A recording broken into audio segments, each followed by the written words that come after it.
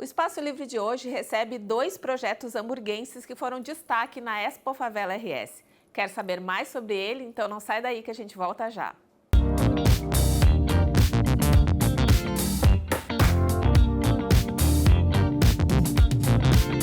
Pelo segundo ano consecutivo, o Novo Hamburgo está entre os grandes destaques da Expo Favela.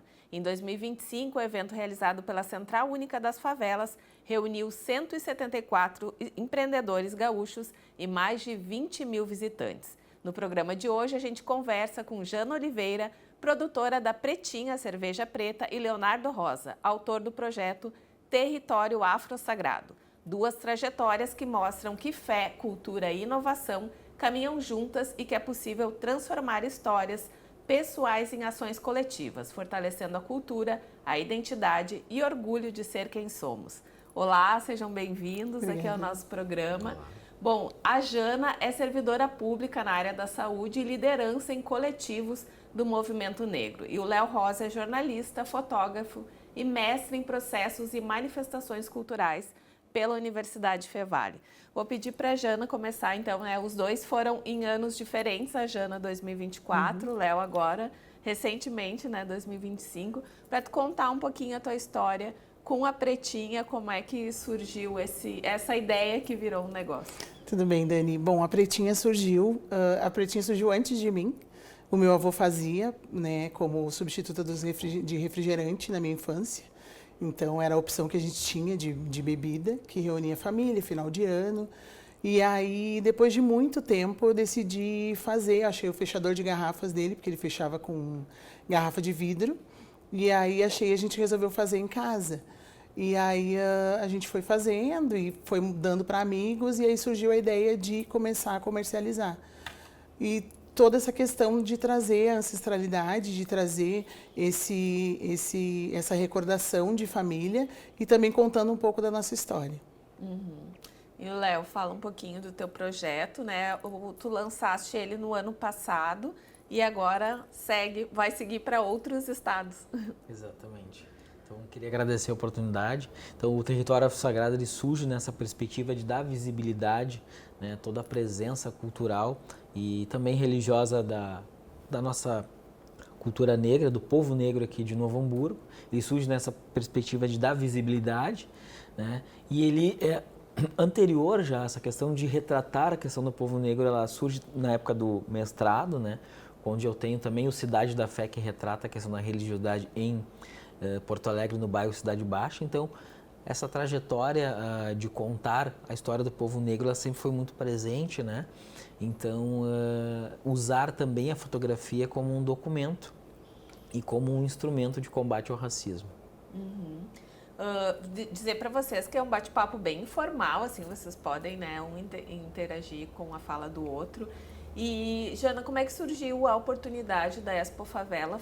A gente teve esse ano a CUFA vindo aqui para Novo Hamburgo, Já temos representação que não tinha o ano passado, mas tu já conseguiste em 2024 acessar o evento. Fala um pouquinho como é que foi a experiência. Eu não conhecia a Expo Favela, não sabia nem a dimensão que era esse evento. Eu vi, acho que pelo Instagram, e aí me inscrevi, mas sem pretensão nenhuma, assim, porque eu não conhecia, a dinâmica. E dos 6 mil inscritos, fiquei entre os 100. E aí a gente chega lá, é um mundo à parte, A gente tem um stand com a nossa história sendo contada, enfim. Tem toda uma preparação antes, durante, depois. E aí mudou tudo, assim, na minha vida, a partir da Expo Favela, E aí, depois dos 100, eu fiquei entre os 10, que eu nem imaginava também. E foi muito legal, assim, eu fui sem perspectiva nenhuma, tanto que eu estava comendo um pastel lá no fundo e alguém disse, estão te chamando lá. E aí eu fui, E o teu até chamaram errado o nome.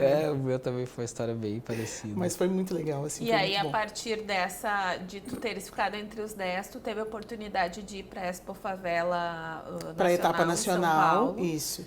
Aí lá na etapa nacional ainda fiquei entre os 25 Mas é outro mundo também. E tu aprende muito, assim, a troca com os outros expositores, tem rodada com investidores também. E aí quem não vai investir, mas pelo menos eles te dão vários conselhos, te dão vários direcionamentos. Assim, eu troquei a identidade visual da Pretinha já com incentivo de um investidor de lá. Então, assim, foi muito bom, porque eu não me via como empreendedora, né? Eu comecei a me ver como empreendedora a partir da Expo Favela. E para ti, como é que foi a experiência? Então, eu também, por incentivo do pessoal da CUFA aqui de Novo Hamburgo, não, escreve o teu trabalho e tal. Porque ano passado eu já tinha inscrito, né? Daí eu não fui selecionado e tal. Eu pensei, pá, eu não vou me inscrever de novo, né? Não vão me chamar. E aí o pessoal insistiu, foi lá, me inscrevi. E aí passei na seleção, e aí acho que 2 dias antes de ir lá montar o stand, meu notebook estragou. E pude agora, né? Porque eu tinha pensado em colocar o vídeo da exposição e tal. Pá, e agora, logística? Aí eu não estava conseguindo os cavaletes, né, emprestados. E aí no final deu tudo certo, eu cheguei lá, consegui montar. E foi muito bacana essa troca com as pessoas, né? E aí acho que igual, como a Jana comentou, eu também não tinha essa expectativa, assim, às vezes a gente também não acredita que o nosso trabalho é tão potente, né? Que causa essa questão da importância para as pessoas, né?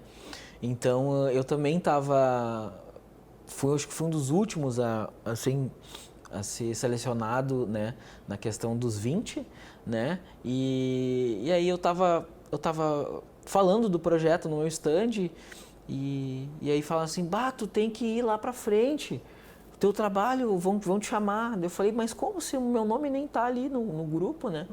Daí, não, tu tem que ir lá pra frente, Daí eu interrompi a apresentação, daí eu fiquei de cara, porque daí eu tive que parar de falar o que eu tava explicando. Aí fui lá pra frente, fiquei, né, parado. E aí, territórios ancestrais, e fiquei parado, né? Porque não é o nome. Até quando colocaram no grupo territórios ancestrais, nossa, mas tem um Até territórios ancestrais era de uma que ficou no top 10 do ano passado. daí eu falei, bah, tem um projeto com um nome quase igual ao meu, né? Ah, tá, né? Fiquei lá parado. E aí me chamaram, daí vem, Léo, mas é que eu. Aí fui, né? Aí assim, foi muito. Aí passa um filme na tua cabeça, né? Desde o momento que quando tu empreende ou tu coloca um projeto que é de coração, né? É coisa que tu acredita. E aí tu vê chegar, cara, bem depois cai a ficha, né? Puxa, nossa, valeu a pena assim todo o esforço. A ficha vai cair, acho que quando tu chegar em São Paulo, que tu vê que realmente aconteceu, assim, porque é incrível como as coisas mudam. A nossa visão para o negócio também muda bastante. E essa preparação que tá acontecendo, né? É muito bom. Nós tivemos, finalizou a Expo Favela e aí agora um processo de qualificação, né? Eu acho muito interessante, muito positivo isso, porque nós já fizemos 2 ou 3 oficinas, né? De pitching, de como se colocar, enfim, ver o negócio como realmente é, como um negócio, né? Ver o nosso projeto como um negócio. E ter esse olhar de fora, de profissionais que têm know-how, é importante, né? A gente cresce e eu estou adorando assim, É muito bom. essa experiência. Assim. E como é que tem sido esse novembro para vocês, né? A gente brinca e diz, olha, não damos conta hoje de atender a todos os compromissos, os eventos, tudo que a gente gostaria de fazer nesse mês de novembro, mas na verdade foi o que a gente sempre quis, né? Que tivesse os projetos, empreendedores, que a nossa luta tivesse visibilidade, claro, não só nesse mês de novembro, né? Mas eu conversei um pouquinho com o Léo lá na Expo Favela, ele disse, minha agenda tá lotada, a Jana também, né? Como é que tá? É muito corrido, né? A gente tenta fechar a agenda e não consegue, porque ainda mais eu que faço feiras, então tem feira em todos os lugares, todos os dias. Aí tu tem que optar entre um e outro, e para tentar fechar as agendas, assim. Mas é algo muito bom que a gente não tinha antes, né? A gente ficava, às vezes tinha um evento em novembro e bem, lá não sei aonde, enfim, hoje a gente consegue ter na nossa cidade, nas cidades próximas aqui. Então tem sido um crescimento muito bom, apesar da correria. Novembro que a gente conversava lá na feira, que ele acaba sendo curto, né? Então, e até peço desculpas para algumas escolas, eu gosto muito de ir nas escolas falar sobre fotografia, sobre a questão do projeto Território Sagrado, mas é que às vezes não dá, a gente acaba tendo que optar e eu sempre digo também que bom se fosse, né, essa agenda todo ano, né? Porque a gente não é só negro em novembro, né? Então que a gente possa ao longo do ano também ter essa pujança na agenda de falar sobre a cultura do negro, de falar sobre as nossas perspectivas, né? Sobre os nossos projetos. Mas tá sendo um mês assim bem puxado, mas que bom que a gente está conseguindo ter essa agenda bem cheia. Léo, eu vou seguir contigo, pedir para tu falar um pouquinho, além, né, das fotografias, do material visual, tu fizeste um mapeamento das casas de matriz africana aqui em Novo Hamburgo, foram mais de 80, né, segundo a tua pesquisa. Conta um pouquinho como é que foi todo esse processo. Então, o território afro-sagrado, ele, além de ser registros fotográficos, ele também surge na perspectiva desse mapeamento desses territórios, né? Que são territórios onde a cultura negra prepondera no sentido da nossa ancestralidade, né? Então a gente fala, por que Novo Hamburgo? Por que começar em Novo Hamburgo, né? Onde a cultura germânica é forte. Então, quando a gente fala Novo Hamburgo, capital nacional do calçado, às vezes a gente esquece que foram os negros que também trabalharam na parte do couro, né? Então, há uma contribuição, além de sociocultural e econômica, eu trago uma contribuição religiosa do povo negro aqui na cidade de Novo Hamburgo.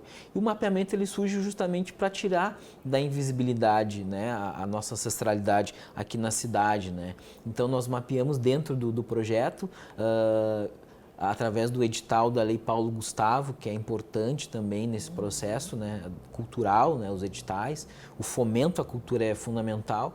Nós fomos o projeto com maior pontuação e ele surge nessa perspectiva de dar visibilidade.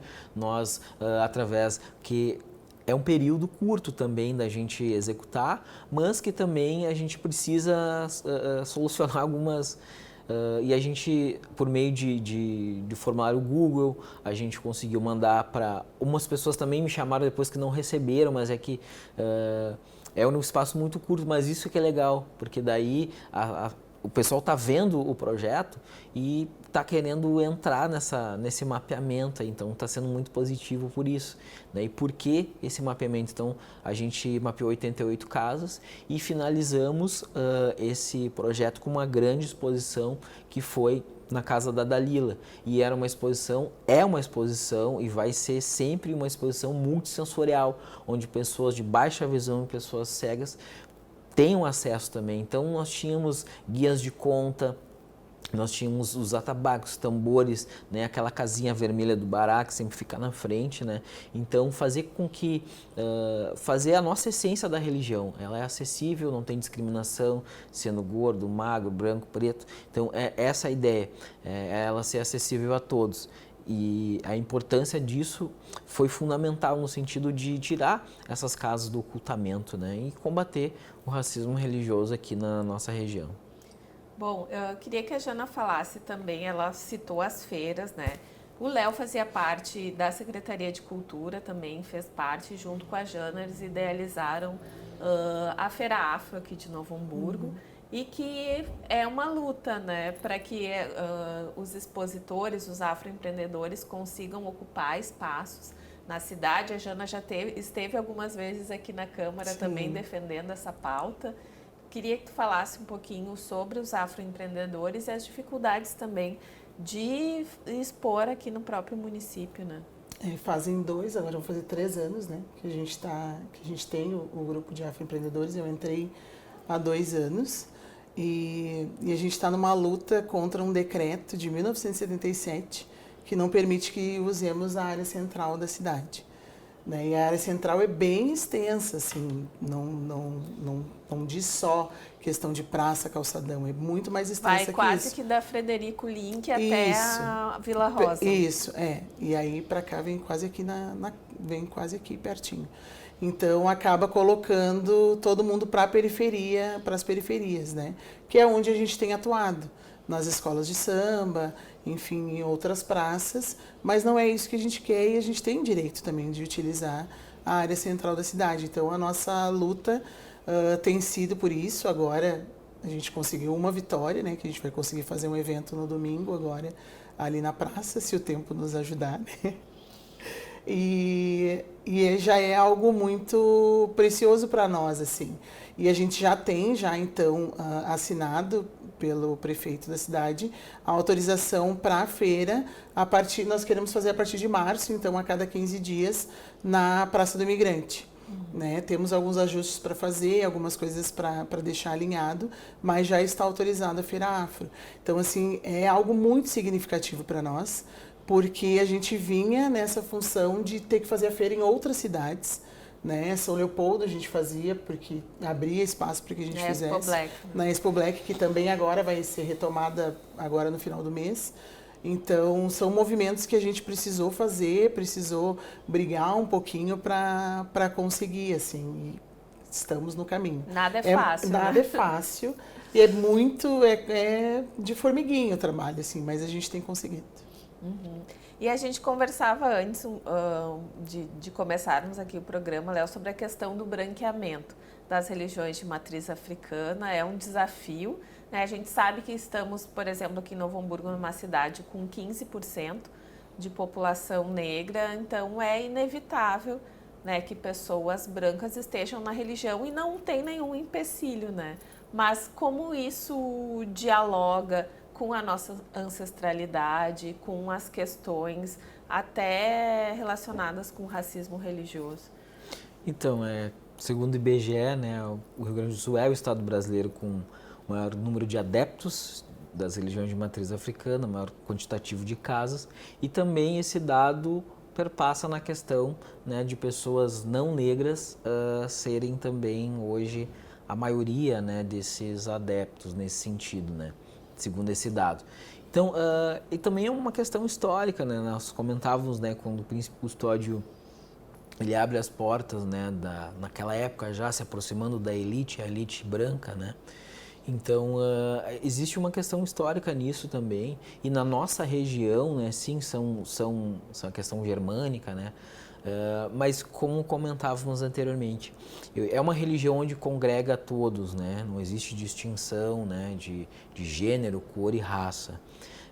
No sentido que não interferir com o sagrado, não interferir com processos ancestrais, né, digamos assim, eu acho que não existe nenhuma barreira, né? Então, eu acho que tendo fundamento, né, fazendo as coisas corretas, né? Então, nesse sentido que é a nossa religião, né? É uma religião que não existe Bíblia, é através da oralidade, né? Então, a questão da cor, ela faz com que justamente o que tu falou, o racismo religioso, né? Então, se a gente tem um número maior de adeptos e essas pessoas, elas se enxergaram em religiões de matriz africana, né, se enxergaram pertencentes a esse espaço, elas também vão fazer dessa também a sua luta, né? Então, independente da cor.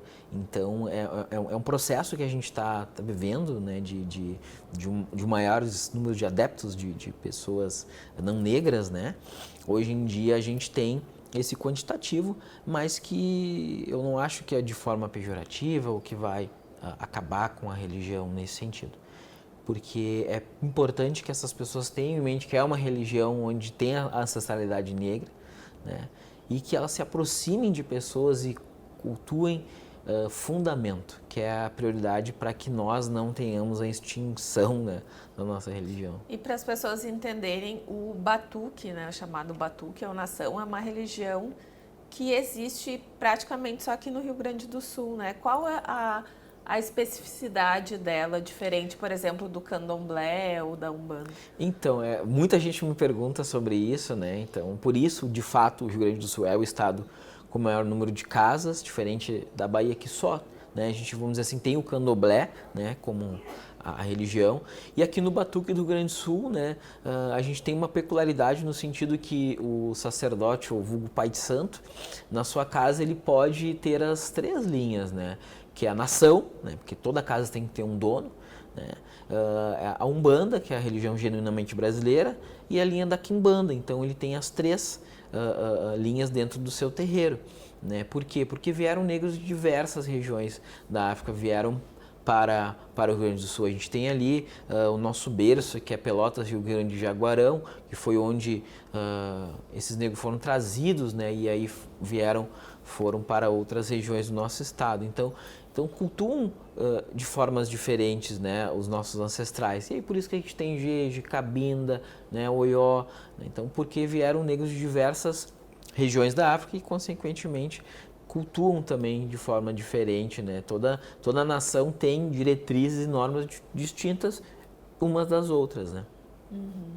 Bem legal. E qual a perspectiva de vocês com a vinda da CUFA aqui em Novo Hamburgo? Eu conversava um pouquinho com a Larissa, né, que é a representante que está aqui no nosso município, e ela mencionou do crescimento também no número de expositores de Novo Hamburgo na Expo Favela desse ano, já com esse trabalho, né, alinhado da CUFA estar aqui, e também com a possibilidade de fazer projetos sociais, de atender as demandas negras e periféricas aqui da cidade.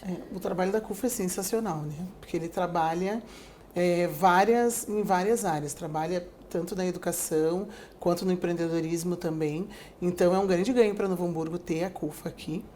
E ano passado era só eu de Novo Hamburgo, né?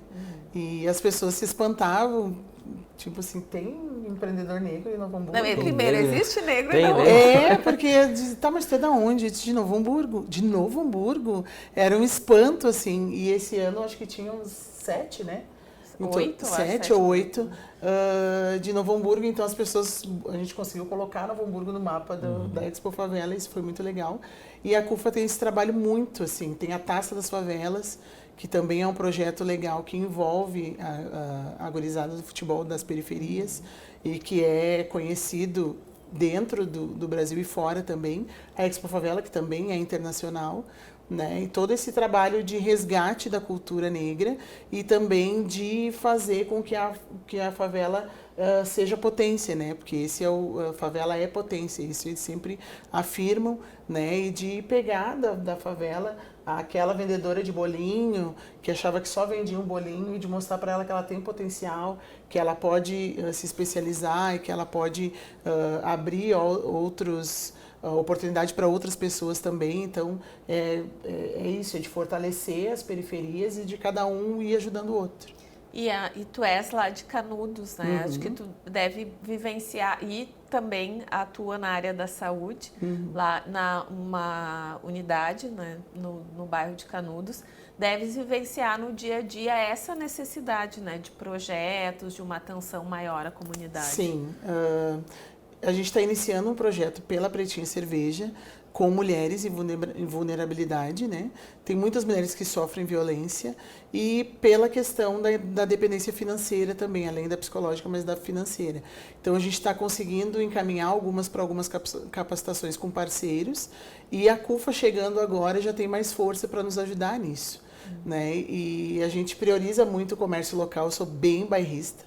Eu venho para o centro assim quando é muito necessário, porque a gente tem o nosso centro, né? A gente tem 2 centros em Canudos, então a gente é super movimentado. Que é super movimentado e a gente vive aquilo ali. Então a ideia também da Pretinha é fortalecer o comércio local e também ajudar, e por trabalhar na área da saúde, a gente acaba conhecendo as histórias dessas mulheres, né? E aí conseguir ajudá-las conjuntamente com a CUFA também, que vai ser um baita parceiro. Bom, a CUFA aqui no Novo Hamburgo e também na região, acho que movimenta muito esses afroempreendedores, né? Quando se diz, tu é do Vale dos Sinos, né? Poxa, tem negro lá, né? Então, tem. E é essa visibilidade que a gente precisa e quer, né, mostrar, né? Então, a contribuição também dos afroempreendedores, né? Então, toda a nossa história, a nossa memória, né? Então, poder termos a CUFA aqui em parceria, né, justamente como a Jana falou, para a gente poder fazer feiras, para a gente poder fazer até mesmo eventos, né, do bate-folha, né, a gente nunca teve alguma coisa nesse sentido na praça, né, então poder ocupar esses espaços que são também nossos, né, poder fazer um evento no centro da cidade é muito potente, né. Quando a gente idealizou também a questão da Feira Afro, é justamente isso, né? A gente ocupar todos esses espaços e ter a CUFA como parceiro, acho que é fundamental, assim, até para incentivar, para a gente poder fazer parcerias, ampliar nossa visibilidade também, eu acho que é fundamental. E qual a tua ideia posteriormente? Porque a Jana tem um empreendimento que é um produto que, né, tem uma questão social, mas que se pretende para venda. E o teu projeto? Bom, o Território Afro-Sagrado, ele segue, né, quando a gente idealizou ele em parceria com a Imago, né, da Luana, a gente sempre pensou além, né, existe 497 municípios, a presença negra é muito forte, então sempre pensando na frente, e agora a gente consegue, então, finalizamos Novo Hamburgo, agora a gente parte para a cidade de Campo Bom, né, através da Lei Aldir Blanc. O nosso projeto foi também o que teve maior pontuação na cidade de Campo Bom. Já estamos operando na cidade de Campo Bom, né? Então ele surge nessa perspectiva de poder ser autossustentável através de editais, parcerias públicos-privadas, né? A comercialização das fotografias, né? Que são quadros gigantes e também não tão grandes, mas nesse sentido de poder também dar oficinas de fotografia, né, com uma perspectiva mais artística de que o sagrado deve ficar no sagrado. A gente tem diversas mídias hoje trabalhando com fotografia de terreiro, mas é importante que elas tenham em mente que a fotografia é um documento que é um instrumento de combate ao racismo. A gente não pode de uma forma irresponsável expor o sagrado, né? Então o território afro-sagrado tem essa responsabilidade social e essa responsabilidade com a religião de matriz africana no intuito de ser responsável, né? De dar autoestima para a população negra e principalmente as pessoas de povo de terreiro, né? Quem é que ia pensar que há pouco tempo atrás a gente poderia passear ou sair na rua com turbantes, com nossos panos de cabeça, nossas guias de conto, nossos achós, sem causar uma... Hoje ainda tem um pouco, mas não tanto, né? Então, esse é o objetivo, né? Dar visibilidade, dar autoestima para a população do povo de terreiro. E já acho que é uma questão que acabei não te perguntando, como é que é ser uma mulher negra empreendedora fazendo cerveja? Porque também é um ambiente bem masculino, super né? masculino. Embora o teu produto seja diferenciado, é uma cerveja sem álcool, né? Mas é diferente do que a gente está acostumado a ver, né? Desafiador, muito desafiador. Até o nome da cerveja já foi justamente uma provocação, pretinha, e tem a imagem de uma mulher negra também. E é difícil, né? Porque a gente já tem, já é caracterizado que são os homens, né, na maioria brancos, que fazem cerveja, ainda mais numa cidade de colonização alemã.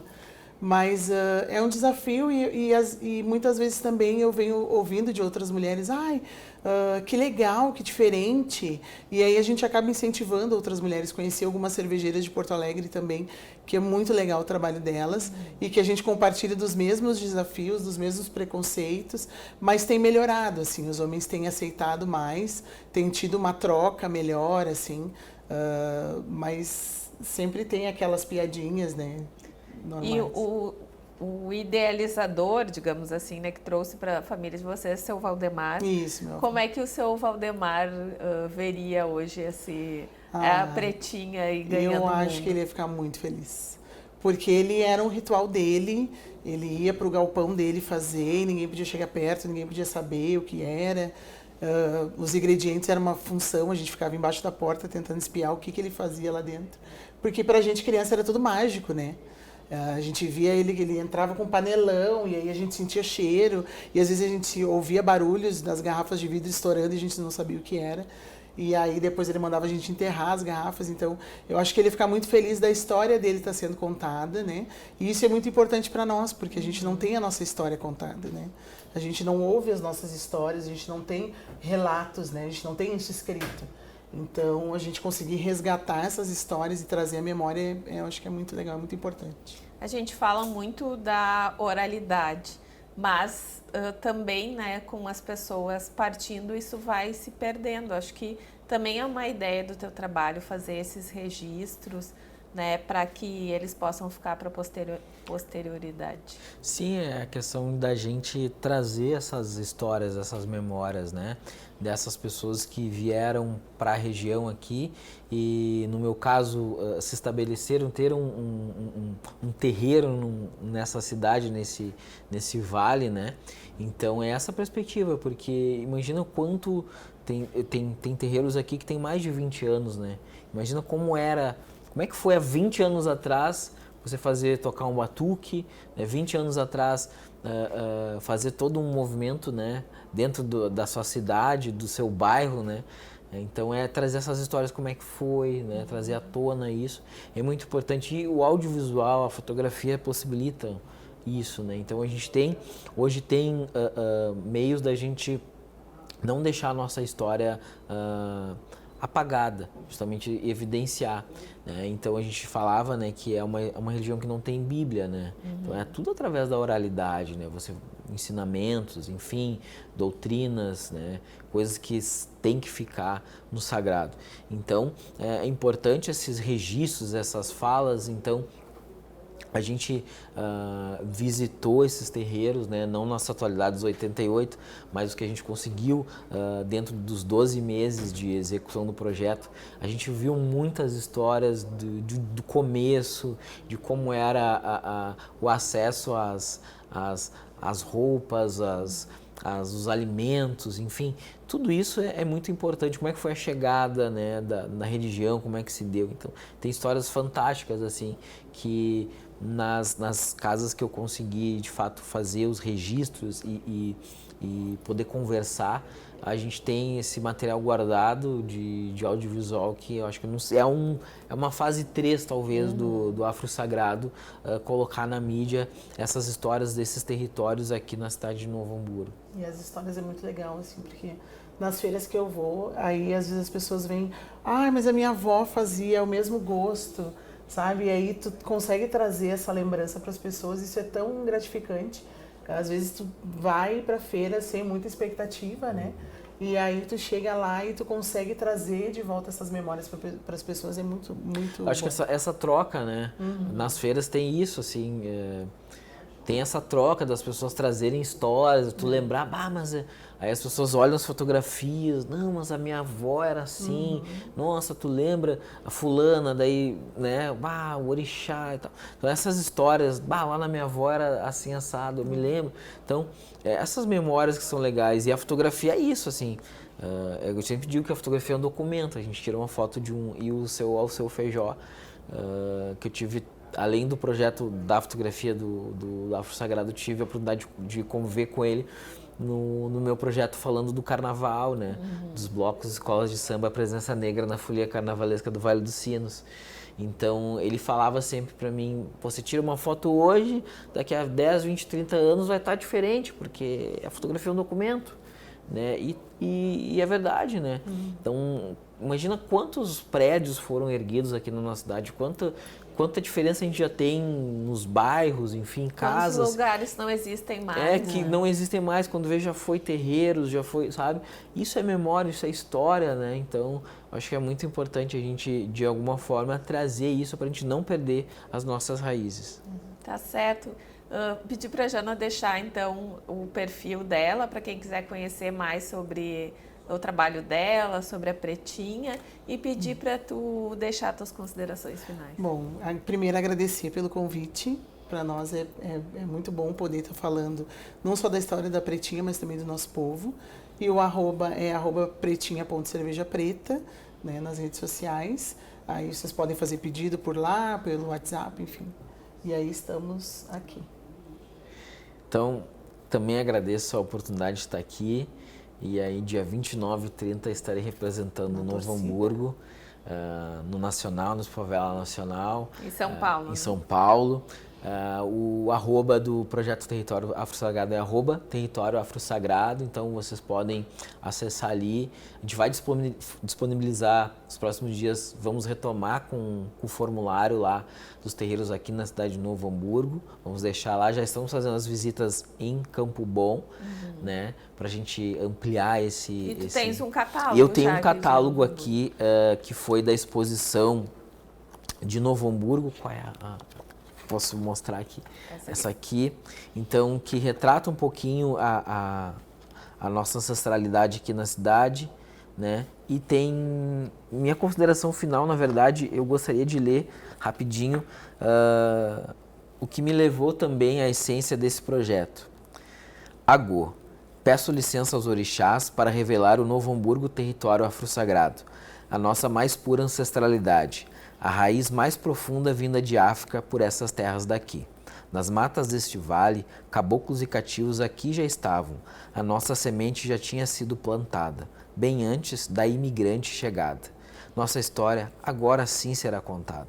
Com a bênção dos ancestrais, entramos no espaço mítico das religiões de matriz africana, buscando demarcar histórias, memórias da resistência negra em Novo Hamburgo. Bem-vindos ao Território Afro-Sagrado. Axé. O Espaço Livre de hoje recebeu a empreendedora Jana Oliveira e o jornalista Leonardo Rosa. Ambos são autores de projetos que foram destaque na Expo Favela, o maior evento de empreendedorismo de favela e territórios periféricos. Você pode assistir a este e outros programas no nosso canal no YouTube e enviar sugestões de pauta também pelos nossos canais de comunicação. No próximo programa estaremos de volta falando sobre cultura, educação, cidadania e sustentabilidade. Até lá!